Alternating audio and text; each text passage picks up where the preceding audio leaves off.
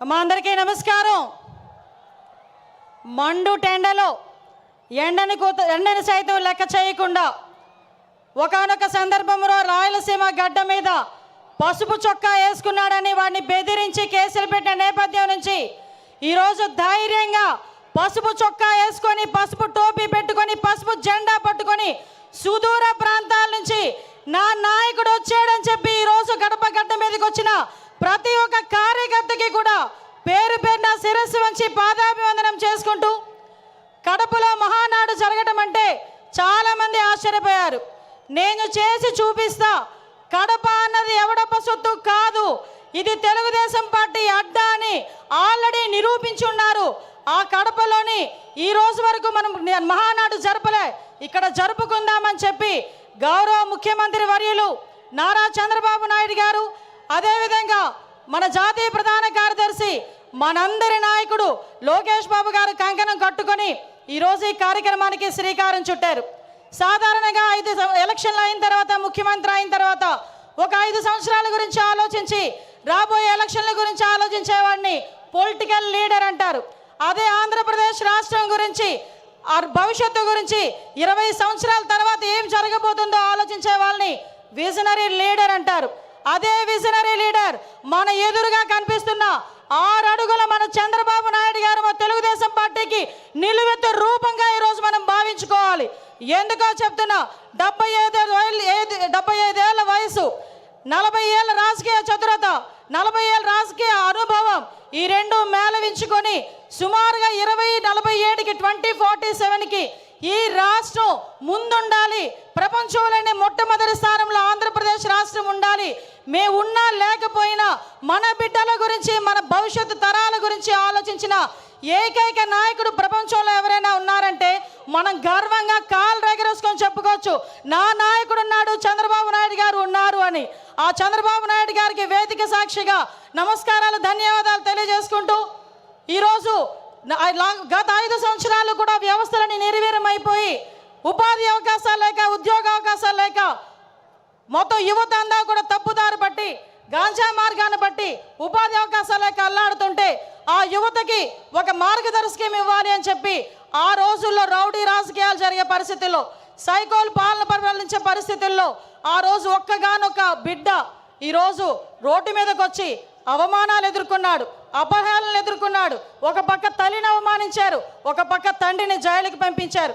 అయినప్పటికీ కూడా మొక్కవోని ధైర్యంతో నా కార్యకర్తలు నా వెంబడున్నారు, నేను పూర్తి చేయగలనని సుమారుగా 9 నెలల కాలంలోనే ఈ రాష్ట్రంలోని తెలుగుదేశం పార్టీకి పునరుద్ధేశం తీసుకొచ్చిన నా సోదరుడు, మానవవనరుల శాఖ మంత్రులు గౌరవనీయులు నారా లోకేష్ గారికి ప్రత్యేకంగా ధన్యవాదాలు, నమస్కారాలు తెలియజేసుకుంటూ ఈరోజు రాష్ట్ర పార్టీ అధ్యక్షులు పల్లా శ్రీనివాసరావు గారికి, అదేవిధంగా వేదిక నిర్వహించిన సహచర మంత్రివర్యులకి, ఎమ్మెల్యేలకి, ఎమ్మెల్సీలకి అందరికీ కూడా పేరు పేరున, వేదిక నిర్వహించిన పెద్దలందరికీ కూడా పేరు పేరున నమస్కారాలు, ధన్యవాదాలు తెలియజేసుకుంటూ, సాధారణంగా ఈ మహానాడు అయితేనే మహానాడు ముందు రోజు కూడా చాలా వర్షం పడింది.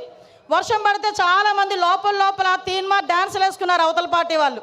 ఈ మహానాడు ఎలా అవుతుందో చూద్దాం, ఈ మహానాడు ఎలా అవుతుందో చూద్దామని. ఒక్కటి మాత్రం నిజం, ఆ మహానుభావుడు చంద్రబాబు నాయుడు గారి సంకల్ప బలం ముందు అన్నిది కూడా దిగదుడిపోయి, ప్రకృతి కూడా ఈరోజు మనకి సహకరించి 3 గంటల టైంలో ఇంత చల్లగా మనందరినీ కూడా ఇక్కడ ఆశీర్వదించిందంటే ప్రకృతి, ఈరోజు ఇది కూడా ఒక శుభ సూచకంగా దేవుని స్క్రిప్ట్ కింద భావించాల్సిన పరిస్థితి. గత 5 సంవత్సరాలు చూసాం, విధ్వంసంతో స్టార్ట్ అయింది, ప్రజావేదిక విధ్వంసంతో స్టార్ట్ అయింది, అనేక కేసులు పెట్టించుకున్నాం, అనేక రకాల జైళ్ళకి వెళ్ళాం, అభివృద్ధిలో శూన్యమైపోయింది, 20 సంవత్సరాలు వెనక్కి వెళ్ళింది. అభివృద్ధిలో ఎందుకు ముందుకు రాలేకపోయింది అంటే శాంతి భద్రతల మీద వాళ్ళకి పట్టు లేక, కనీసం వాళ్ళ భద్రత మీద వాళ్ళు కనీసం శ్రద్ధ చూపకపోవడం వల్ల ఈరోజు మళ్ళీ అదే శాంతి భద్రతల మీద, భద్రత మీద శ్రద్ధ చూపించారు. కాబట్టి మన నాయకుడి మీద నా నమ్మకంతో ఈరోజు అనేకమైన కంపెనీలు ఈరోజు వస్తున్నాయి. ఇంతకుముందు రాయలసీమ గురించి, ఫ్యాక్షనిజం గురించి మాట్లాడుకునే పరిస్థితి నుంచి ఈరోజు ఉపాధి అవకాశాలు, ఫ్యాక్షన్లోని చాలామంది ప్రాణాలు కోల్పోతూ ఉంటే అటువంటి వాళ్ళు ప్రాణాలు కోల్పోకూడదని ఫ్యాక్షనిజాన్ని సమూలంగా ఆ రోజు నాశనం చేసి ఈరోజు అదే కత్తి పట్టిన చేత్తోనే ఉపాధి అవకాశాలు కల్పించిన పరిస్థితి. ఈరోజు రాయలసీమలో ఉన్న ప్రతి మహిళ కూడా ఇంట్లోని చంద్రబాబు నాయుడు గారు బొమ్మ పెట్టుకోవాలి. ఎందుకనంటే ఏ రోజైనా కత్తి పట్టిన మగవాడు బయటికి వెళ్తే మళ్ళా తిరిగి ప్రాణాలతో వస్తాడో రాడో తెలియని పరిస్థితి నుంచి ఈ రోజు నా భర్త క్షేమంగా వస్తాడు, తిరిగి డబ్బులు తీసుకొని వస్తాడని ధైర్యంగా ఉండే పరిస్థితిని ఈరోజు తీసుకొచ్చాం. ఇంతకుముందు రాయలసీమ అంటే మనకి చేతిలో కత్తులు, కటార్లు, బాంబులు వినిపించేవి. కానీ ఈరోజు రాయలసీమ అంటే ఒక కియా, రాయలసీమ అంటే ఒక శ్రీ సిటీ, రాయలసీమ అంటే ఒక హీరో కంపెనీ, ఇలాంటి కంపెనీలు అనేకం కనిపించే పరిస్థితి ఈరోజు మనందరికీ కూడా కనిపించే పరిస్థితి కనిపిస్తూ ఉంది. నేను ఒకటే చెప్తున్నా, నిన్న ఒకే ఒక విషయం చెప్పి ముగిస్తా. పెద్దలందరూ ఉన్నారు. నిన్న ఏదైతే మహానాడులో గౌరవ లోకేష్ గారు చేసిన 6 శాసనాలు, నిజంగా ఏదైతే చంద్రబాబు నాయుడు గారు కలలు కంటున్న 2047 స్వర్ణాంధ్రకి ఈరోజు కడప మహానాడు వేదికగా ఈ 6 శాసనాలు కూడా ప్రథమ భూమిక వహించబోతున్నాయి. ఇవే పునాది కాగబోతున్నాయి. ఈ కార్యకర్తలే అధినేత అని చెప్పిన పరిస్థితి ప్రపంచంలో ఏ పార్టీకి లేదు. ధైర్యంగా, గర్వంగా నేను తెలుగుదేశం పార్టీ కార్యకర్తనని చెప్పుకొని తిరిగే పరిస్థితులు ఈరోజు ఉన్నాయి. ఒకటే ఒక విషయం చెప్తున్నా. మొన్న రీసెంట్గా నేను ఒక ఫ్లైట్లో వస్తా ఉంటే ఒక పెద్ద మనిషి, ఒక వ్యాపారవేత్త నాకు కనిపించారు. ఏంటి సార్ ఎలా ఉంది సార్ అంటే, అమ్మ రక్షించారు మీరందరూ కూడా ఎన్డీఏ కూటమిని గెలిచి. ఎందుకంటే 2018లో నేను శంకుస్థాపన చేశా. 19లో నేను ఫ్యాక్టరీ పెట్టాలని వెళ్తే పార్ట్నర్షిప్ అడిగారమ్మా. అప్పటి నుంచి మూసుకొని కూర్చున్నా. మళ్ళా చంద్రబాబు నాయుడు గారు వచ్చిన తర్వాత ఫ్యాక్టరీ మళ్ళీ ఓపెన్ చేశారని చెప్పే పరిస్థితి. ఒకటే చెప్తున్నా సార్, మీరు ఏదైతే 6 శాసనాలు తీసుకున్నారో ఈ 6 శాసనాలు మంత్రులుగా ఉన్న మేము కానీ, ఎమ్మెల్యేలుగా ఉన్న స్టేజ్ మీద ఉన్న వాళ్ళు కానీ, కార్యకర్తలుగా ఉన్న వాళ్ళు ప్రతి ఒక్కరు కూడా గ్రామానికి వెళ్ళి చెప్పే బాధ్యత మేము తీసుకుంటాం. మీరు కలలుగన్న 2047 విజన్ ఏదైతే ఉందో ఆ విజన్ని పరిపూర్ణంగా ముందుకు తీసుకెళ్లే విధంగా, మరీ ముఖ్యంగా గుంట నక్కలు చేరకుండా ఉండే బాధ్యత కూడా కార్యకర్తలుగా మనందరం కూడా తీసుకోవాల్సిన బాధ్యత ఉంది.